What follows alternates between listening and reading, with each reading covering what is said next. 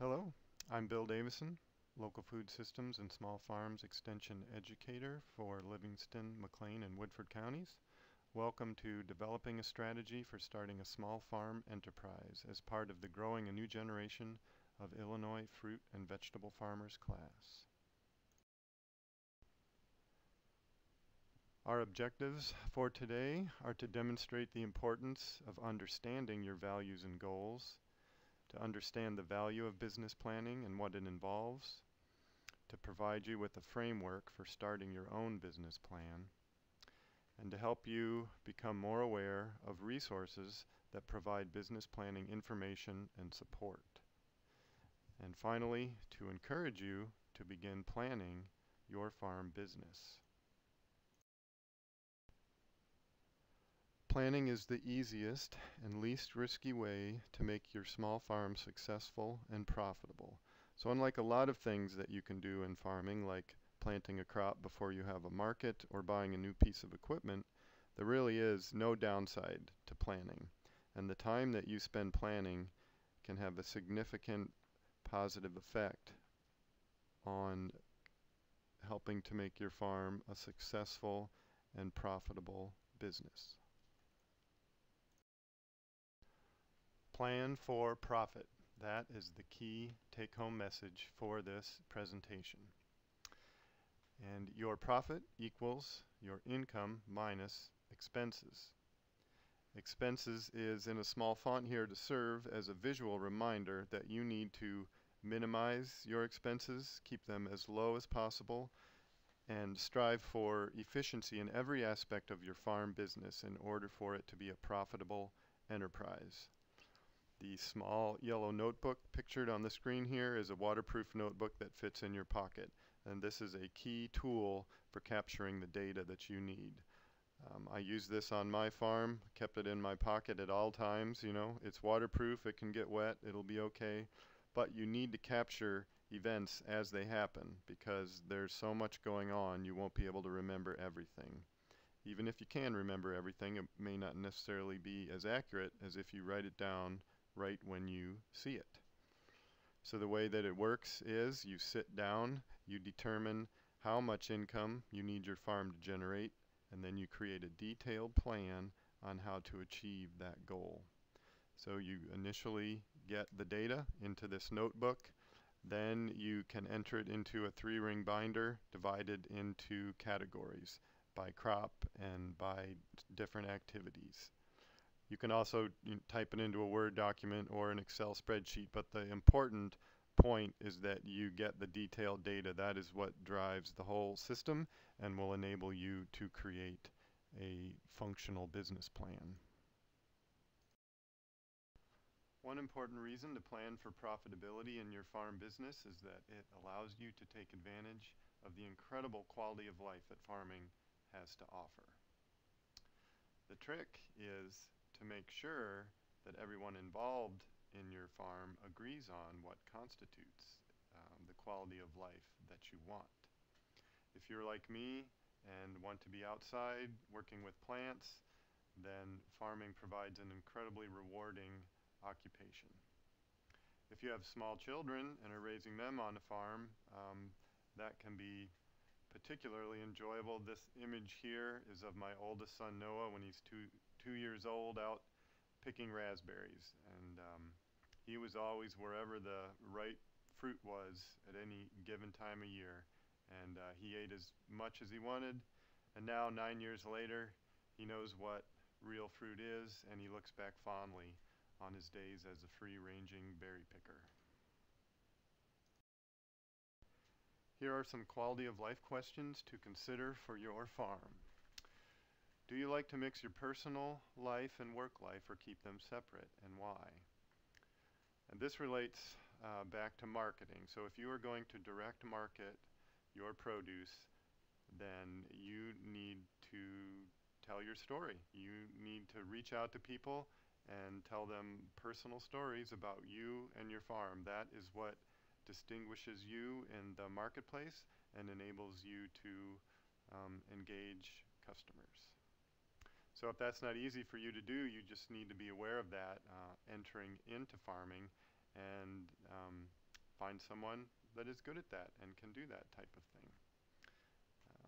And how valuable is having leisure time with friends and family? Chances are you're going to have a lot less leisure time than you think. So you just need to be aware of that when you enter into this, and have discussions about that issue with everyone that is involved in your farm operation. How much do you like working with others, including employees, family members, and business partners? Would you rather work by yourself? If you're going to grow more than an acre of mixed fruit and vegetables, then you will need to rely on other people, at least in part. So, and that goes up for every acre you add, you're typically going to add another person or two to help manage that acre. So again, something to be aware of and plan for. Here are more quality of life questions to consider. What does the phrase financial security mean to you? If you are coming to farming after having worked an off-farm job, you may experience a different level of financial security than you had in your previous life. So that is something to be aware of. And what are your family members' goals and interests, and how do they align with yours? Again, we keep coming back to this idea that everyone in your family and everyone involved in the farm needs to express their quality of life goals and interests very clearly, and you need to come up with a plan on how to align all of your diverse interests. What other demands are made on your time? Consider family, health, hobbies, and other time commitments. Again, farming is very time intensive, so try to think through your life, all the demands on your time, and also think about the future and how that will change over time, especially if you are starting this with young children.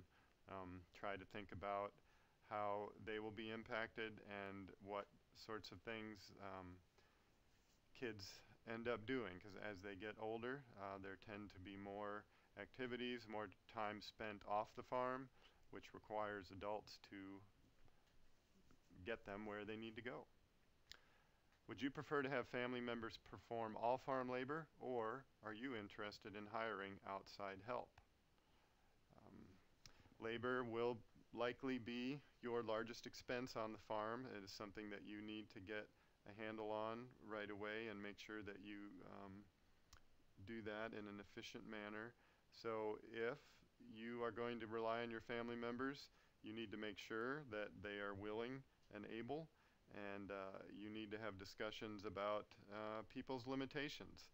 Some people don't tolerate being cold and wet as much as other people, and you have no control over that. Once you are farming and you have your markets established, you typically will need to harvest on a set day regardless of the weather. So you just need to take that into account, and maybe you have a plan for those cold, wet days if someone doesn't handle those well, where they don't necessarily have to participate every time that happens. One way to clearly define the quality of life that you want is to answer the question, what do you need and want? Your answer to this question is your personal goal statement and begins with, I wish or I want. The Organic Farmer's Business Handbook by Richard Wiswall is a great resource, and I recommend everyone take advantage of it when going through the business planning process. Pages 7 through 11 of that book have instructions and personal value worksheets that help guide you through this process and will help you create a detailed and specific goal statement. And the reason that is important is because now when you make decisions on your farm, you always refer back to that goal statement and you determine whether any given decision helps you achieve that goal or detracts from that goal. And it helps provide a clear guiding principle for your farm, and it can also be a powerful motivator to help get you through tough times and to always keep your eye on the long-term goal. Reasons why business plans are important. To identify profit centers. Profit centers are crops on your farm that generate the most profit.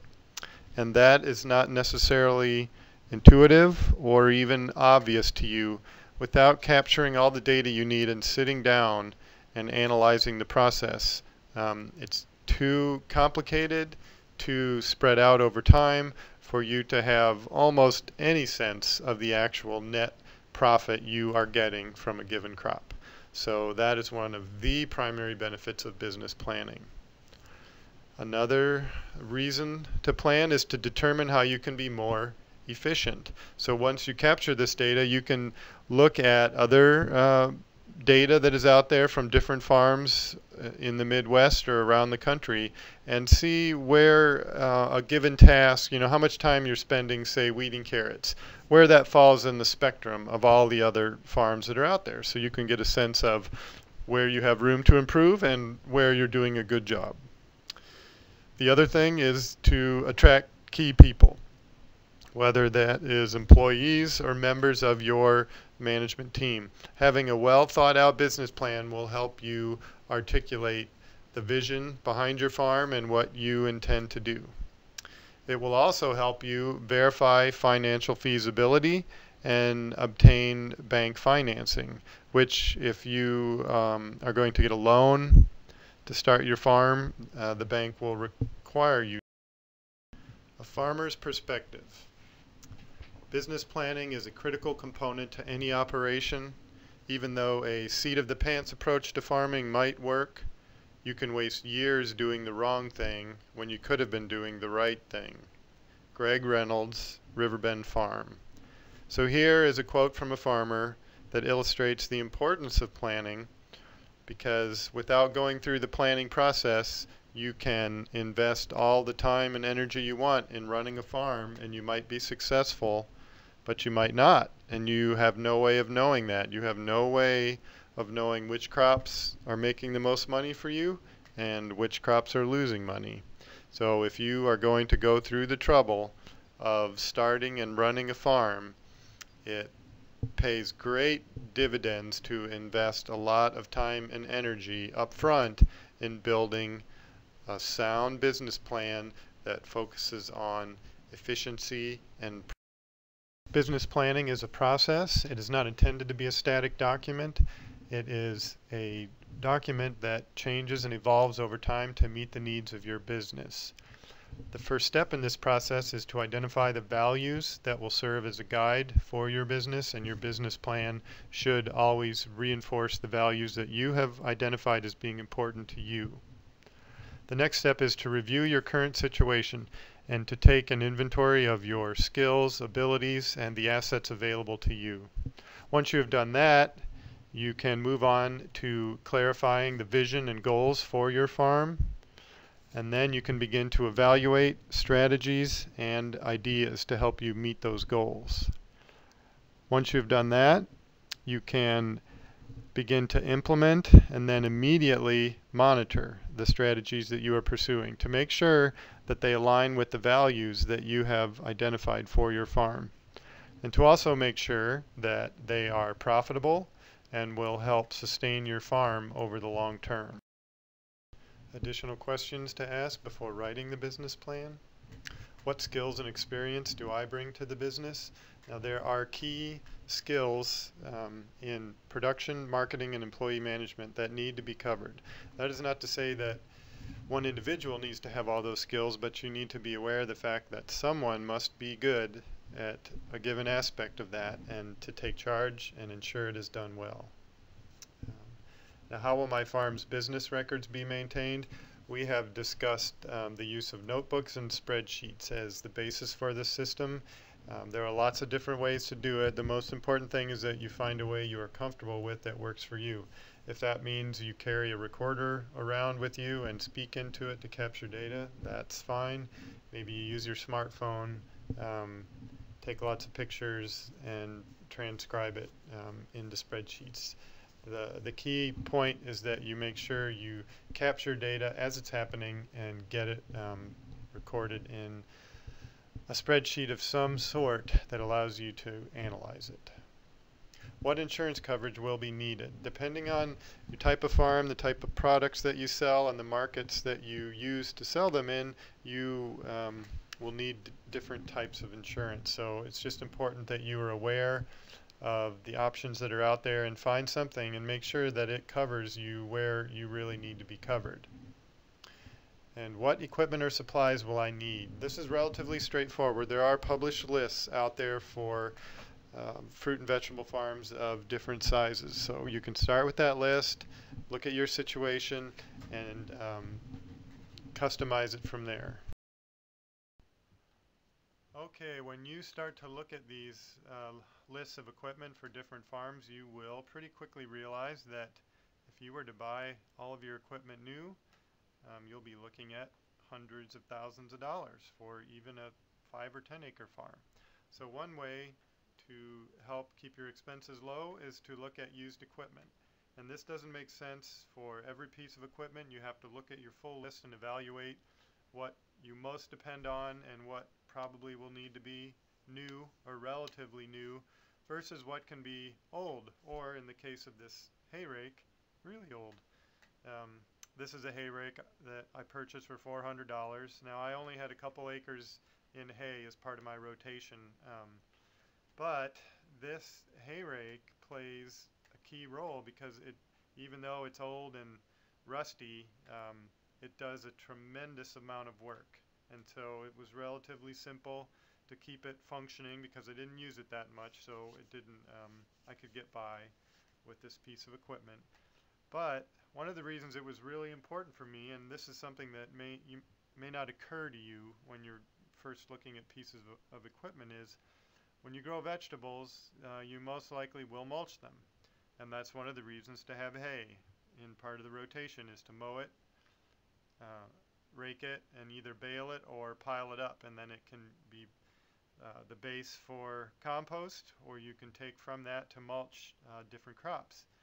The problem is, if you only have a couple acres and you're dependent upon your neighbor with the large-scale equipment to cut it, you're at the end of the list. So what happened to me was, they would always fit me in and do it, but it was always about 2 to 3 weeks later than was ideal because they were working on their own land. So what happens is any weeds that are in your field have a long time to go to seed. And then what you have is mulch with weed seed in it. So you are adding weeds to your fields and subsequently adding to your workload weeding those fields. So this one $400 piece of equipment allowed me to cut and rake myself, do it when it needed to be done, and greatly reduce the amount of weed seed in my mulch.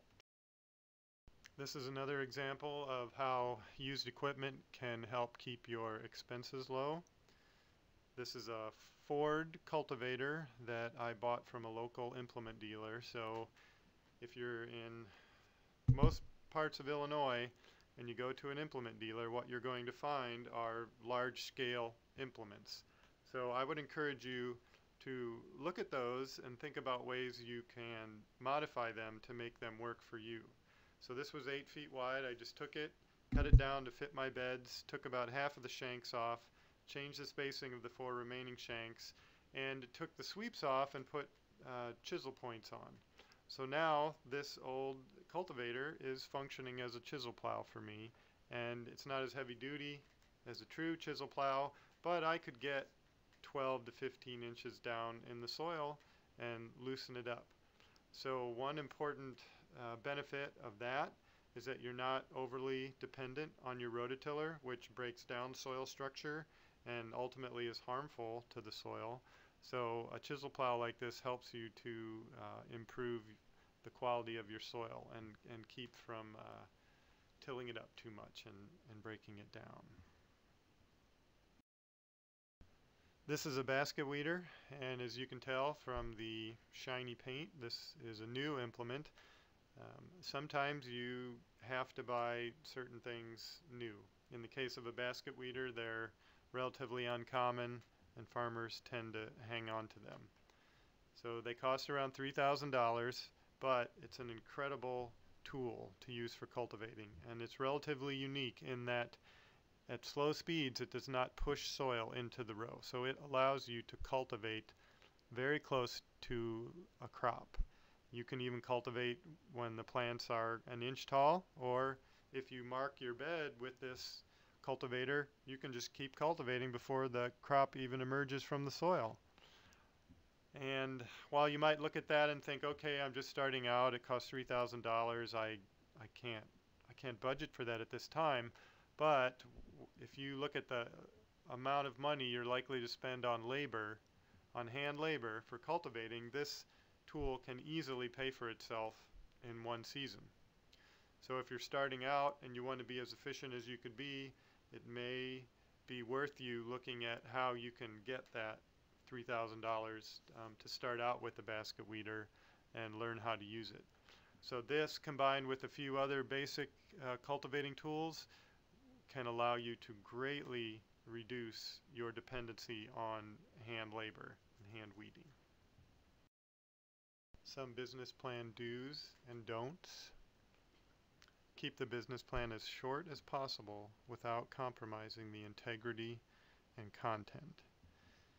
It's easy to get bogged down in details, and so in order to help you get through the process, you want to focus on the core features of your plan and work through those.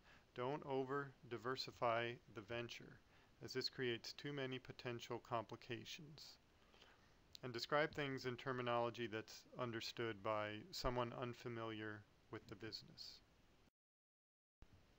Some business plan do's and don'ts. Estimate potential sales carefully. Can you produce what you need to keep the cash flow coming in?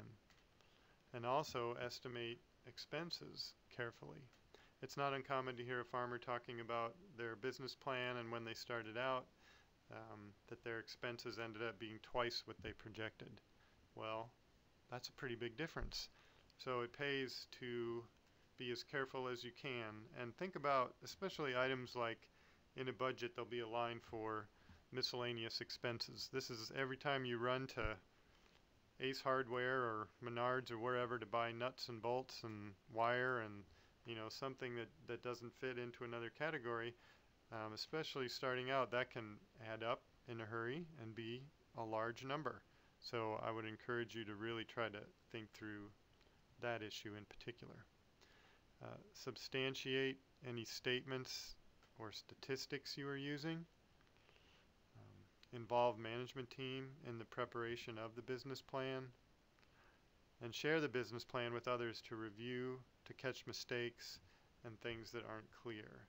A lot of times once you get started in this and you're heavily invested in it, like a lot of other things, it really helps to have a new person take a look at it and see. You must be efficient to succeed. This is a key point that cannot be emphasized enough. You really do need to strive for efficiency in every aspect of your operation. So not only are you running a small business, you're running a small farm-based business, which is even more complicated, has more variables introduced into it. So in order for you to succeed, you have to continually look for ways to become more efficient. This image is of a modern packing shed on a large-scale vegetable farm in Wisconsin. So you can see their walk-in cooler, and in the corner a large stack of plastic bins on a clean cement floor on top of pallets. Now when we walked into this packing shed, I was drawn to the stainless steel sorting tables and the barrel washer and that type of equipment. But the first thing the farmer did was walk over to this pressure washer, and he just got all excited talking about this pressure washer, and at first I didn't get it.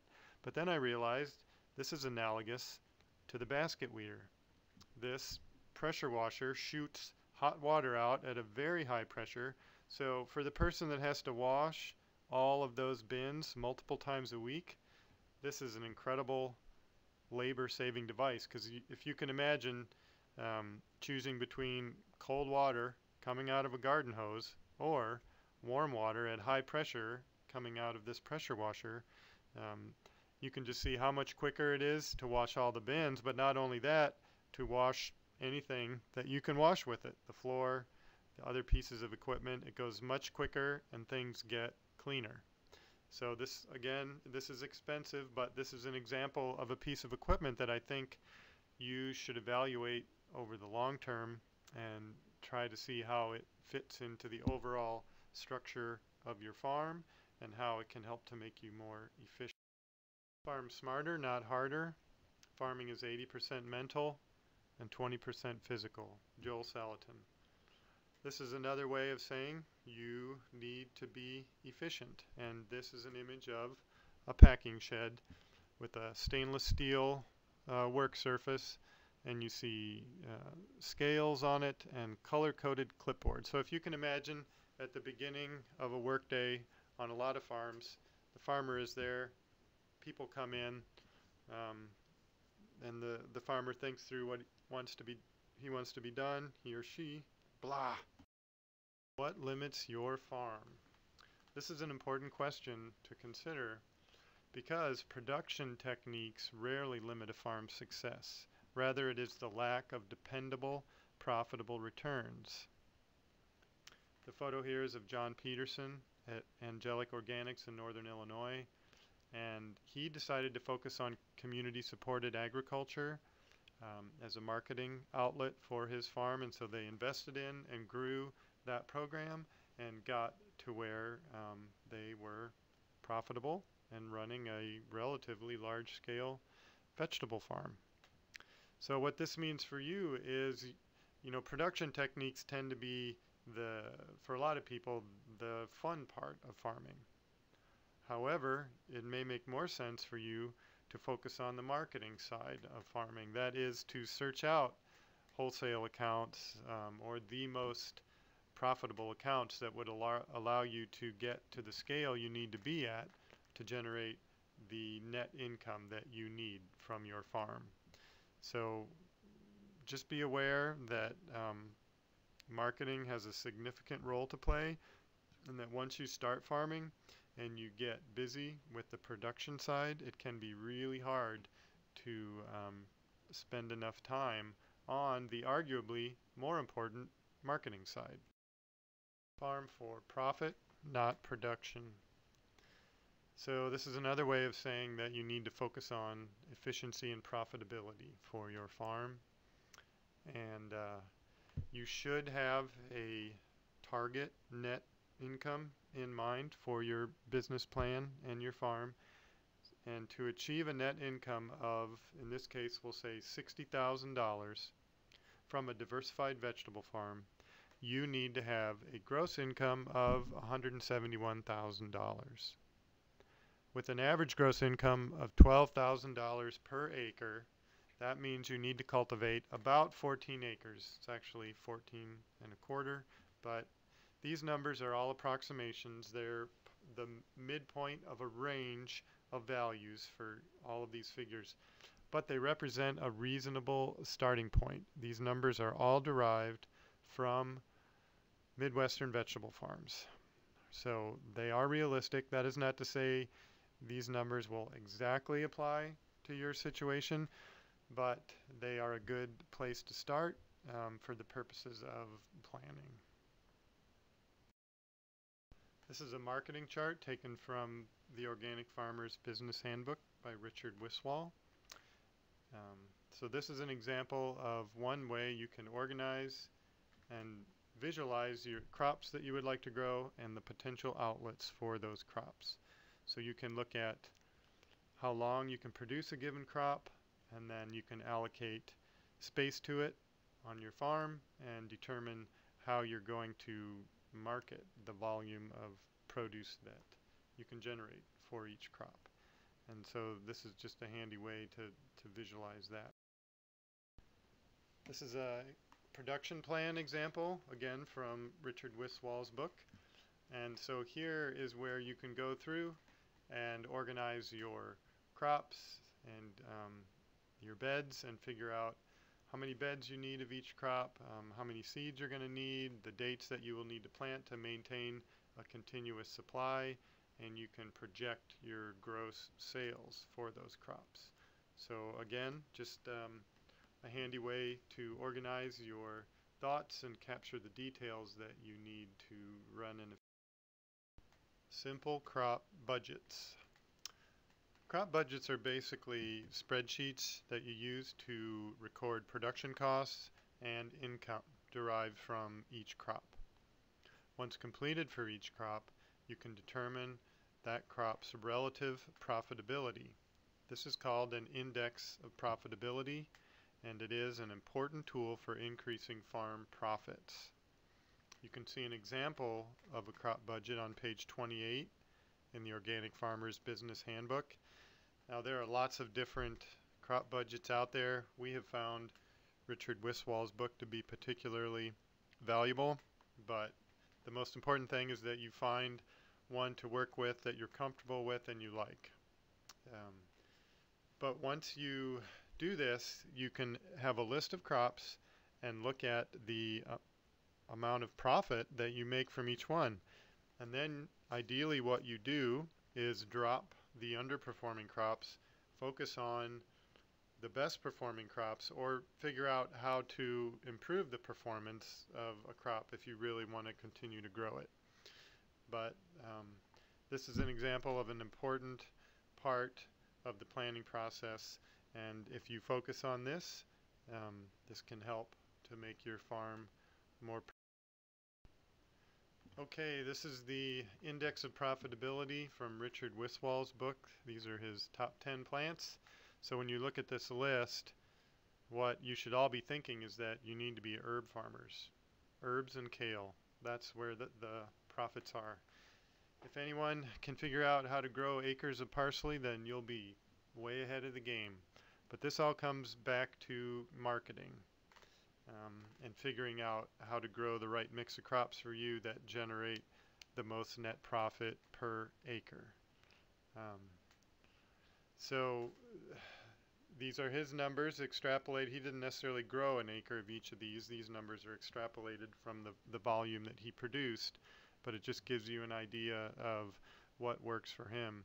And I'd also like to point out that in a lot of cases, the majority of his income for these crops came from wholesale accounts. So he has farmers market sales where he's selling a bunch of herbs for $2 a bunch, but then he has his wholesale markets where he's selling them for like $1 or maybe $1.15 per bunch. But if you're mechanized and efficient, you can end up making more net profit from those types of wholesale. Okay, the doom and gloom perspective for small businesses. Now you might listen to the slides in this program and think, why are they talking so much about marketing and efficiency? And well, if you just kind of look at the numbers for small businesses, you find out that the Department of Commerce statistics show that every year over 1 million people in this country start a business of some sort, and by the end of the first year, at least 40% won't make it. Within 5 years of starting, 80% will have failed. And if you think you're out of the woods after the first 5 years, think again. 80% of the 20% that made it the first 5 years will be out of business in the second 5 years. These are not very hopeful statistics, and this is from a book called The E-Myth Revisited by Michael Gerber. So these numbers are the reason why we are stressing planning and efficiency and profitability in your business. If you don't focus on those aspects of your business and figure out how to make it work, then you are going to become, most likely, part of these statistics. So this is not to say you can't succeed. Certainly people do succeed, but it is difficult to do, and you have to farm very well. Most successful farmers have these traits in common. Passion. This is essential. You need to be passionate. The Latin root of passion is passio, meaning to suffer. And if you do decide to farm, you will do your fair share of suffering. You need employee management skills, marketing skills, and production skills. and these are derived from the Soroli Institute. Now, not one person does not have to have all of these skills, but as part of the team that is managing the farm, someone who is involved with the farm needs to be covering these bases, because all of these skills and abilities have to come together to run a successful. Okay, a summary for the presentation is that starting a small business can be risky, but appropriate planning can reduce the risks. Remember, your farm enterprise is a small business, and that you are an entrepreneur, the visionary looking beyond the day-to-day details of product. And you also need to remember to work on your business as well as in your business. So again, this is just reinforcing some of the main points that. Okay, this is the resource section. So I am not going to read all of these books. This is just here to show you some of the many materials that are available for people. More resources. I'll just point out on this page the Organic Farmer's Business Handbook, a complete guide to managing finances, crops, and staff, and making a profit by Richard Wiswall. We really like this book. We think it is well thought out, has good data and stories in it, and makes sense. So certainly you would be well served by using this book as a guide and going through his crop budgets and spreadsheets. But that's not to say you couldn't find something that works as well or even better. Mostly it's important that you find something that you personally are comfortable with using and that makes sense.